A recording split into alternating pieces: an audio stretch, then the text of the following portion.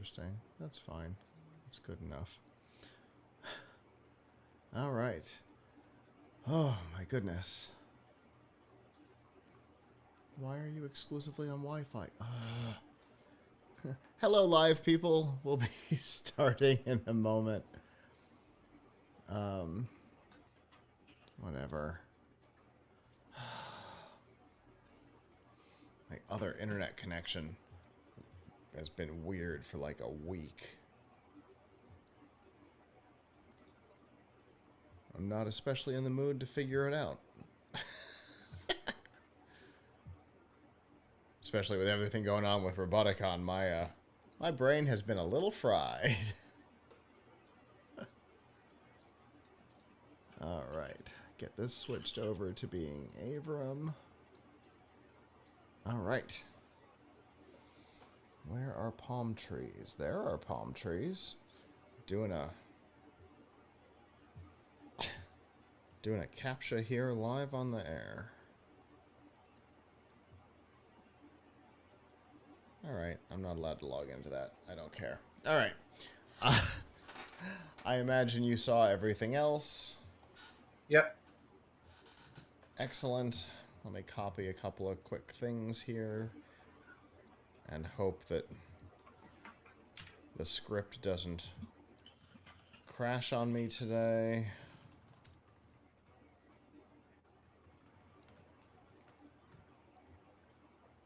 All right. I am ready if you are. Oh, I'm almost ready if you are.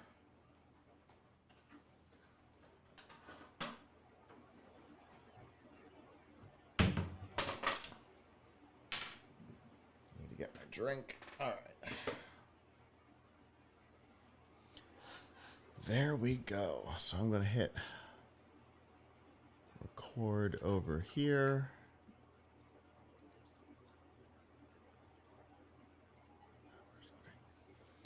All right, and now I'm...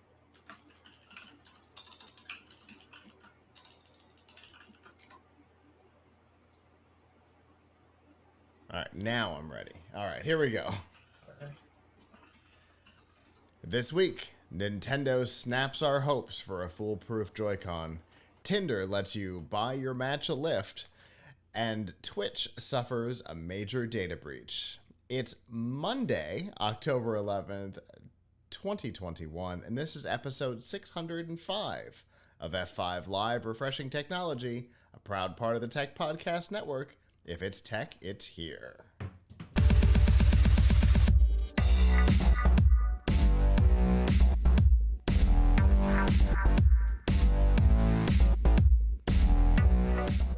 Wherever you are and however you're accessing our show, whether it be on social media, Facebook, Twitter, Instagram, or Snapchat, through a podcatcher like Apple Podcasts, Google Podcasts, Amazon Music, Spotify, TuneIn, or a myriad of other options, through our live stream platforms, livestream.com, Twitch, YouTube, Facebook, or Twitter, or of course on our website, plugitslive.com. Thank you for making us a part of your day. There are two ways that you can do that. The first is you can join us live Sunday nights at 9 p.m. Eastern by going to f5live.tv/join us. There you can chat with us during the show and give your feedback on the topics as we talk about them. Or you can always subscribe by going to plugitslive.com/subscribe. There you'll see all of our shows, including F5 Live, The Pilch Point, Plug It's Live Presents, and more. And of course, you can find all the ways to watch, listen, and follow along. Now, of course, tonight is not Sunday, so the opening was a little wrong, but that's okay. We've had a lot of stuff going on during the weekend. We've had 2 weekends of Roboticon. We've had personal oddities. It's just been weird. Tonight works out well, and it's always good to see you, Avram. Yes, great to see you too. I always hate when we have to cancel entirely. I much prefer when we can figure out another night that we can shift it to. And with Roboticon, definitely. Oh, it's the only option. Yeah, definitely better. We have done, over the last 2 weekends, we have done something like 30 hours of broadcast. It's been absolutely wild, but it's been a ton of fun. Hopefully everybody's been following along. We've been hosting on our Twitch channel, the Roboticon TV channel. There's also a Roboticon Tampa Bay YouTube page and a Facebook page. But really, Twitch is the place to be. And I say that for that broadcast and for this one because it's the easiest way for us to watch the chat. So definitely follow us over there. But how have you been since we didn't figure this out for last week? Yeah, I've been all right. Nothing particularly exciting going on except for the Windows 11 launch, which we'll talk about later. Otherwise, it's been a pretty quiet week or so. So yeah, nothing for better or worse. Nothing much. Sometimes that's the way you want to go. Yeah. I mean, now I shouldn't say that's nothing much because I have worked many hours on Windows 11 how-tos. We've got a lot of Windows 11 content, and there's a lot to talk about. But true, that's the main thing. Yeah, I've definitely been following it for a number of reasons. One, I think we've discussed in the past that one of the computers in the office is just outside of official support range because of the missing TPM, which I have not installed yet because, prepping for Roboticon. But also, we've got one computer that's not officially supported because of its processor, and I think we're going to be talking about some of those oddities later too, right? Yep. I actually can show you how to get around the requirements. Excellent. There is a script that you can use that we've written about that allows you to get around the CPU and TPM requirements of Windows 11. Granted, there's some catches to that, like you may not be able to download updates after that, but right. Little things like security, little things like that. But like if you're like me and you just want to run it on like a virtual machine, for example, so you can play with it, then you probably don't care about like you can always upgrade it up, just reinstall it or whatever, because it's not really your real computer. So got it. Yeah, that makes sense. I look forward to talking about that a little later in the show. But I guess we've been gone for a while. Our first topic is a big one because it's actually from not this week, but last week, because we needed to talk about it. So I guess let's get right into the news.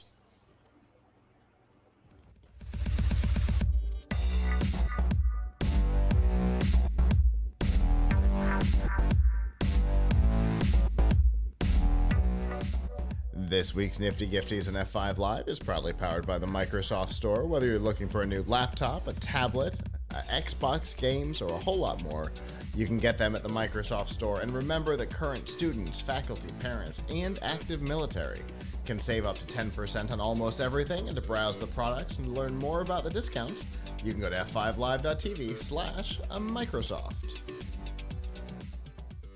So before we get into this topic, I want to talk about a previous Pilch Point topic that ties in with the Microsoft Store. So we talked about being able to find products that are in short supply, and I managed to finally get an Xbox Series X this week because I followed the instructions from the Pilch Point a couple of months back. Fantastic. Which instructions in particular helped you? The Hot Deals? Is that the name of the app?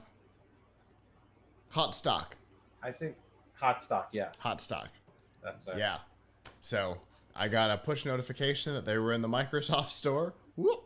Off I went, and hopefully it'll be delivered soon. So, huzzah! It works. That's great. Fantastic. If there's ever any question about the legitimacy of apps like that, I can personally attest to that it worked. So, um, Great. but so obviously we were off last weekend, and because of Roboticon, our team was off entirely preparing for it, and so what we missed was Amazon's new products that they launched. They've got some good ones. They've got some bizarre ones, as always. And so I wanted to talk about it a little bit. First is their Blink wireless doorbell, which is wired or wireless, which I thought was an interesting thing. They're officially competing with themselves, which I thought was Right. odd. So how would you compare this to the Ring?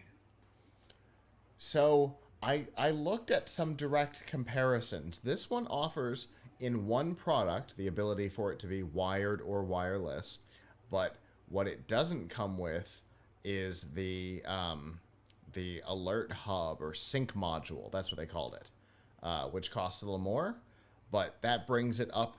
So it's $10 less than the wired Ring, and then with the sync module, it's $10 less than the wireless Ring. So generally, it's less expensive. It's still got the same high quality video capability. It's still got the ability to respond to it through all of your Echo devices. There don't seem to be a whole lot of things missing, if anything, and it's $10 less. So how? So I didn't realize Ring had gone down to 59. Last I checked, it was $99 for Ring. For the wired one? I think for the maybe for the wireless. Yeah, I think the wireless one is 99, and this one with the sync module, I believe, is 89. The sync module does what? Exactly. It's the thing that allows it to be wireless and be useful. So you can get your notifications, you can hook it up into your Alexa and all that. Yeah, I mean, because I can't imagine too many people have an Ethernet near their front door. True.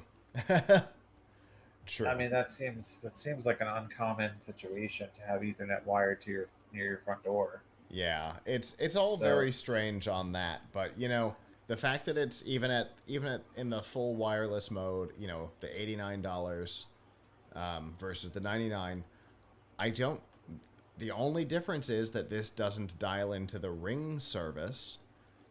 It you know, stores stuff to its own version of a cloud backup, but and how much is it?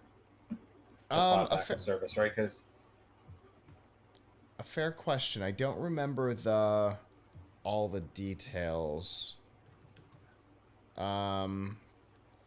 30-day trial, Blink subscription plan, or you can do locally. You can save locally with it if you don't want to go to the.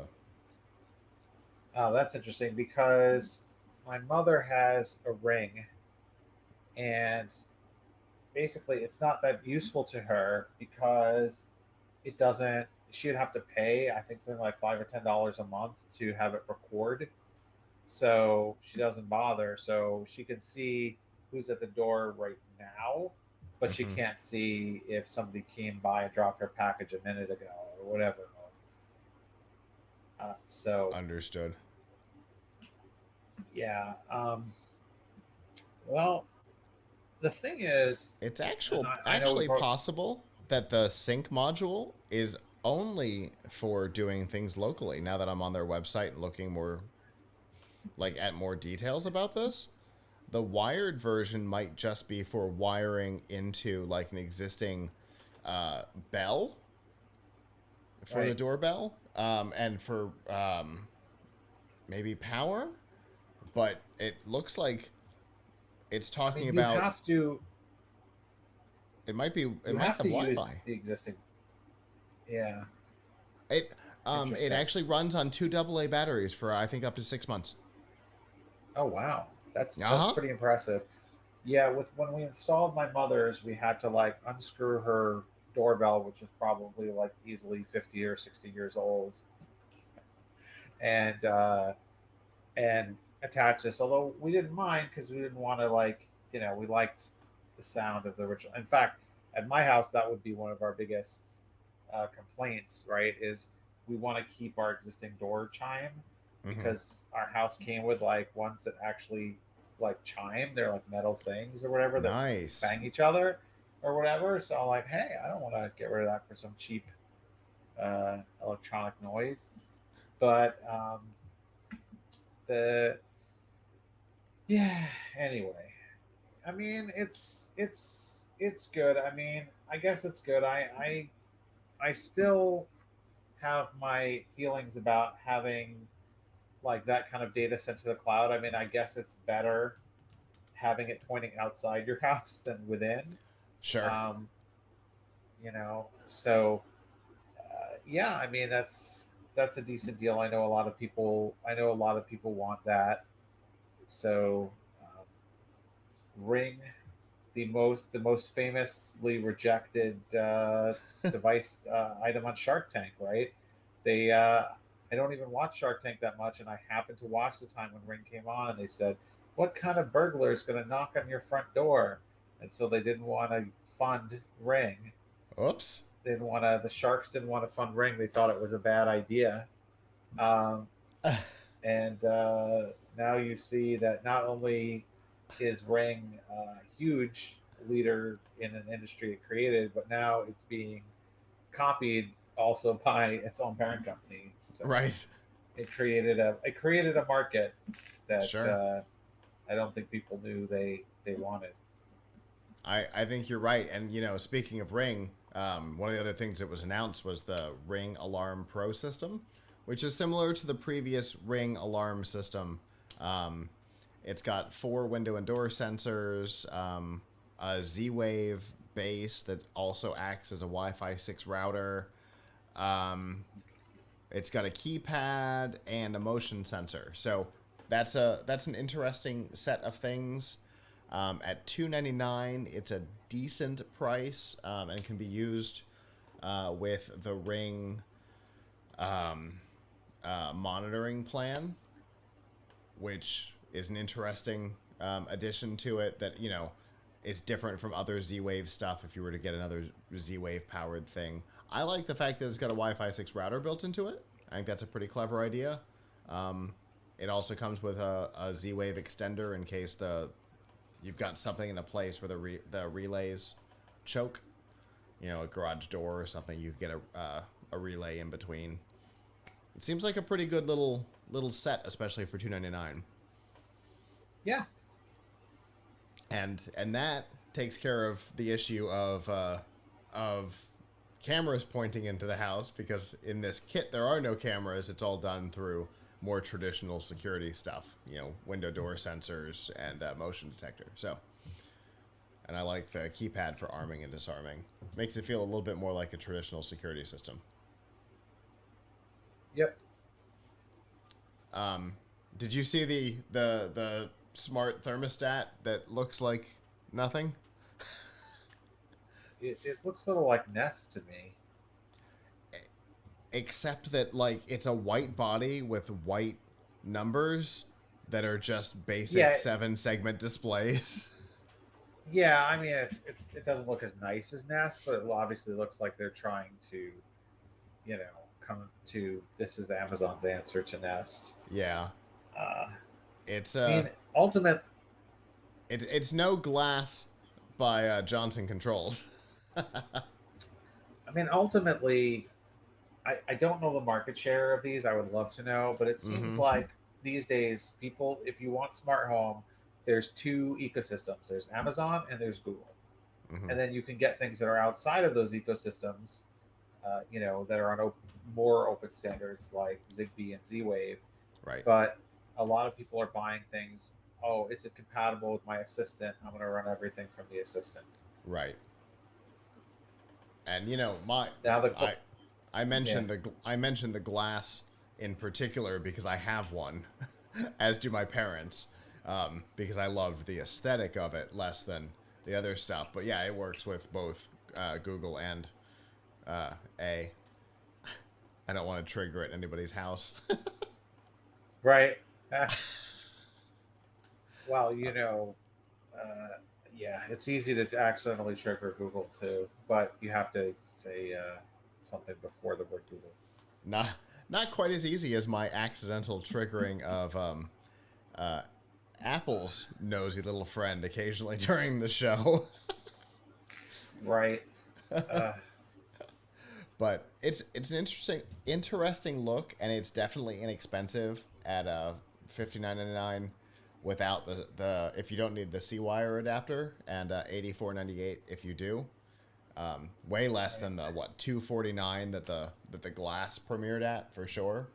But again, this is designed to be a simple thing that has to be on the wall, that's intended to be used through the very full featured um, companion app for Amazon's assistant, um, or through the assistant herself, where you can do all the things. This is designed to be pretty simple.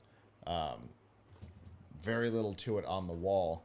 Uh, for me, it's a good sign. Basically, there's only a couple of companies when it comes to thermostats that, like, long term have ever mattered, and it's Johnson Controls and Honeywell, and this one's made by Honeywell for Amazon. So that's a pretty good sign that Yep.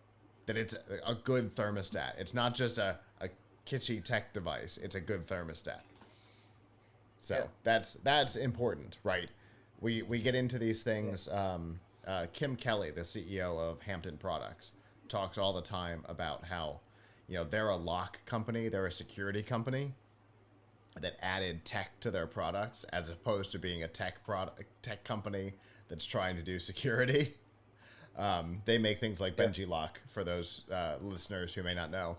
Um, and so, they're a security company that added technology, and Honeywell is a thermostat company that teamed up with Amazon to add smarts. So that seems like a good pairing to me.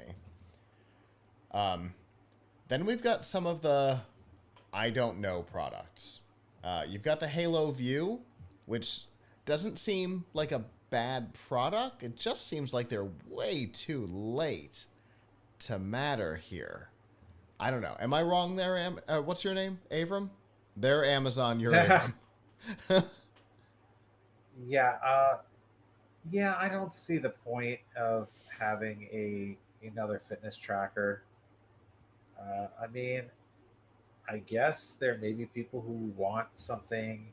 I mean, again, it's the ecosystem, right? I mean, I guess they want, if you really want to have your fitness, if you want to have Amazon running your life, uh, the I really don't want to have my fit. I mean, I really am reticent about having my fitness data go anywhere. In fact, Mm-hmm. even me having it, I don't even want me to have fitness data. So, it's yeah, I don't see I don't see this as being great. But I mean, look, I guess if you want to fill out an ecosystem of stuff, Amazon wants to fill out its ecosystem of stuff, and just by Yeah. being part of Amazon, it has, Amazon is now has been a hardware company for a while. Yeah. I remember when Amazon came out with first came out with its Fire tablets, and people thought that's crazy. Who wants a tablet from Amazon? Or, I mean, True. the one that they haven't gotten back into, and I don't think, and I hope they don't, was phones. Right? Remember when they Yeah. had a phone for a Oh minute yeah. there? Oh. So, I mean, other than the Kin, maybe it was possibly the most disappointing phone yeah. launch. I mean, if Amazon wanted to, it has the power probably in the marketplace to now create a palatable uh, phone. Yeah. It also it tried to innovate at that time by Uh doing huh. something weird with the cameras, whereas if it just wanted to say like just have another opportunity to get your data and to promote Amazon shopping to you, it probably could find a way to have somebody manufacture phones for it that were Yeah. Amazon branded and had Amazon. stuff all over them. But that just feels a little. Some of these things just feel a little intimate to me for like the shopping site that wants to sell me things to have them inside my home. It's not, in my Mm-hmm. phone, uh, whatever. Which I guess leads us to the next one, which is the Astro. Yeah. Yeah, so this one's got all kinds of issues, right? Um, from inside the company. So the Astro is a robot. It looks like it's halfway between an Echo Show and a Roomba, but it's got a periscope on it, which is its own kind of weird thing. Uh, and it's able to like follow you around or follow intruders around.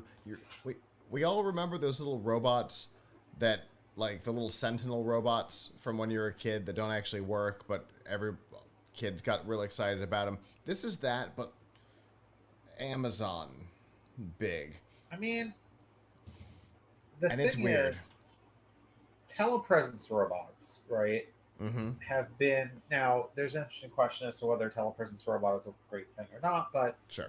is very useful or not in a world where people have phones and tablets and whatever to talk to each other. But effectively, this could be seen as a telepresence robot, Sure. except that it's also Amazon. And again, and telepresence robots do tend to cost a lot of money. Mm-hmm. Maybe they shouldn't, but they do. Um, I do. my friend, I'm trying to think of the name of the company that he does, that his client, my friend Ethan, who runs Lightspeed PR, um, they have a client that makes telepresence robots, and their telepresence robots are easily, I think, at least $3,000, right? And they are, a good quality camera that Mm-hmm. and is actually probably less convenient than this because it's much, much larger to basically Sure. do the same thing. I think one of the things that they found that is interesting in their telepresence robot is that they actually use it for, like, they send it to hospitals to visit sick kids. Okay. And so, like, the kids want to get a visit from an athlete or something like that, or they, especially now with COVID, they don't want people coming into the hospital. They have, they Yeah, put the that's interesting. athlete's jersey on. They have arms for it that don't work. They don't do and Sure. move, but they can put on a shirt on it. They can put a jersey on it and have it roll around the hospital, uh, greeting people. Now, is that? I mean, I guess it's a novelty, right? Sure. Um, is it significantly better than handing somebody a tablet with with a video conferencing app on it? Right. I don't know. I mean, I love the idea. I mean, if my house were bigger, uh, I would love to have one of these. Let's roll. If I'm not here, just roll around and see what's going on. But I mean, I mean, it certainly kind of assumes that you're going to have a fairly large. These things can't climb stairs, so you're going to have a fairly large one floor of your house where you Uh want huh. it to be, and there's not going to be a lot of toys on the floor, pets knocking it over. You Yeah. know, I mean, there's just like in the pictures you see of it, it's got an enormous space to roll around. Mm-hmm. Um, I don't know. I don't know too many people with that much floor space without any stairs or any Right. obstruction that would prevent it from being that useful. But Sure. I mean, it's a cute idea. Whether I would want Amazon to be Right. the one who has that kind of access to my home is another question. And it's interesting that you mentioned stairs because there was a report from Motherboard that came out where they spoke to some employees who had been on the project, and they said this thing is not ready for prime time. It's running into things. The AI is not great. In fact, it was described by them as terrible. Um, so not a great bit of information to be released the day after this thing is announced. Uh, I mean, there have been attempts at this before. Does yeah. anybody remember the Asus Zenbo? Oh my Uh, goodness. I mean, that was like how many years ago was that? 6 years ago? 7 years Yeah. ago? It came out in Taiwan only, and uh, and they never came out with it in the U.S. Um, so, but it was a similar attempt, and I'm sure Amazon can do better than that because at least Amazon has Alexa. Oh, apparently with time, the face got creepier. There is now a Zenbo Junior and a Zenbo Junior Yes, 2. yeah, And there was. I remember the Zenbo Junior being at CES again, one that I don't think ever came to the U.S. Um, the the eyes are like little anime child eyes, and yes, they're yes, horrifying. yes. You. There is definitely going to be, if there isn't already, a Black Mirror episode where it kills. Um, Oh, for sure. Well, if you would like Amazon to roam around your house learning when you've run out of dog food or whatever weird thing these cameras are going to be used for, um, you can possibly get one through invitation for $1,000. And if you're not one of the lucky ones to get the invitation, when they launch to the public, they will be $1,500. Yeek. Then there's a couple of weird products. Um, One is the Amazon Glow, which seems to combine a Fire tablet with um, one of our CES top picks from 2020, the Microvision projection computer.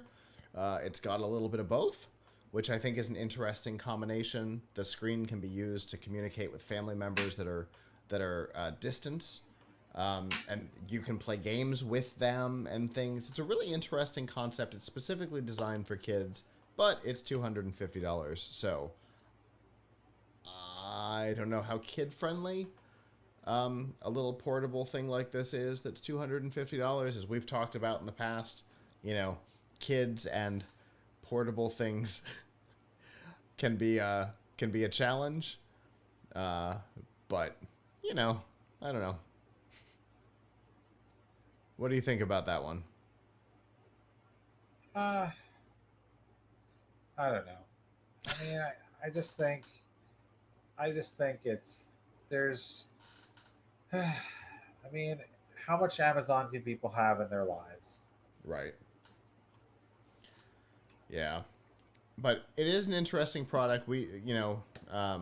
The what appears to be the base for the technology, which is Microvision, which this could explain why our Microvision video views went up from a year and a half ago.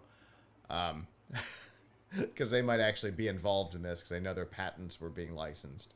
So, uh, the gadget professor Don Bain gave this his top pick from his top pick from 2020 because it was a really interesting product and something that we saw value for our broadcast team. But I don't know how kid friendly it is. But one Amazon product that is kid friendly is Hey Disney.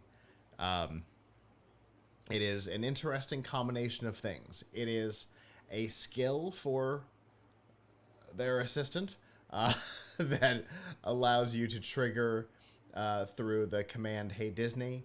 Uh, there is an OtterBox built stand that gives your Echo Show 5 a a Mickey Mouse belt and ears.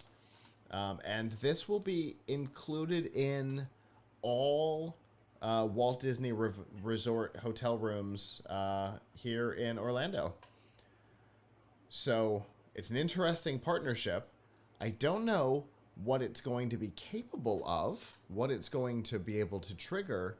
Since it's going to be in the rooms, it seems like it would have to be pretty generic, like not person specific. It would have to give like Disney Yeah, information. I don't know what it's going to be. yeah, I guess. Yeah, I guess so. Well, I can say is don't do anything in your Disney hotel room you don't want the mouse to hear. The mouse and the Bezos. Uh, Yes. since it's a combination of the two. I don't know what to do with that. But it'll be out next year. It'll be in Disney early in the year, and it's going to launch as a skill for your own personal spy devices. I'm sorry, Echo devices. A little, Yes. a little later in 2022. There was also more information, including a possible release date on their little flying drone. But since that's not a new product, I decided not to cover it because we already know quite a bit about it. But it's a security drone. It's weird. I don't know what to think about it. And the good news is we don't have to, because now it's time for the Pilch Point.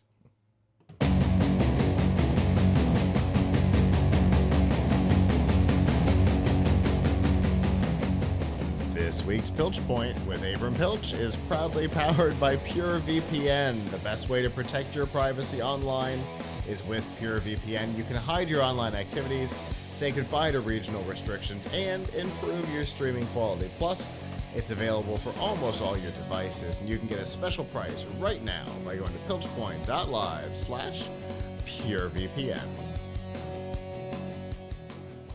And I will tell you, I was recently using that like remote capability feature that we've talked about and don't listen BBC, but definitely used it to trick the BBC into thinking I was in Manchester to watch stuff on Channel 4. So that would actually be real helpful to me, because my daughter now is really, my 2-year-old is really into the show that is on the BBC iPlayer called JoJo and Gran. okay. It is on, they play it on Nick Jr., which she watches, but online it's not on Paramount Plus, which carries Nick Jr. content. Gotcha. It's only on BBC iPlayer. So if you want to watch it online, you can't. So in the US anyway. Well, I found some clips on YouTube. I'm going to give our listeners and viewers a little bit of a trick with PureVPN. If you go to our link and scroll down and select 2 years and then move your mouse up like you're going to close the tab, they'll give you an even better price. Just putting that out there. That's a little bit of a trick from the website in case you're curious. I've been subscribed for a while, but I test that every once in a while, and it absolutely works. And I will tell you that I was testing it on my main computer in my office, which is running Windows 11, which we're going to talk a little bit more about since it's officially out. Yes. So welcome to the age of Windows 11, because as of October 5th,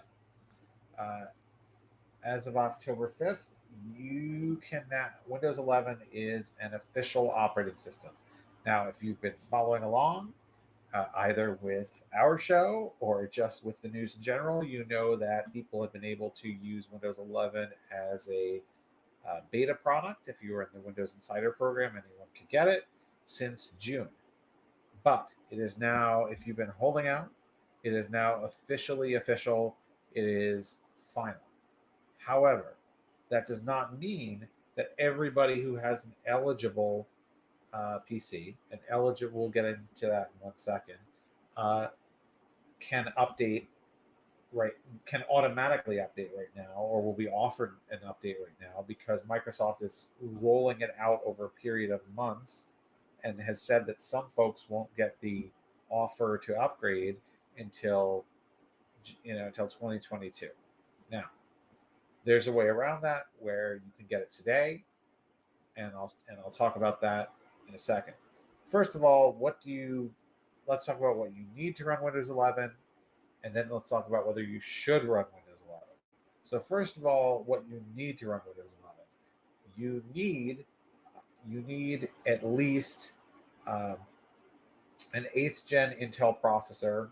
I mean, these are the official specs, I should say. At least an 8th gen Intel processor that supports TPM 2.0, which, if you have an 8th gen processor, you probably have a motherboard or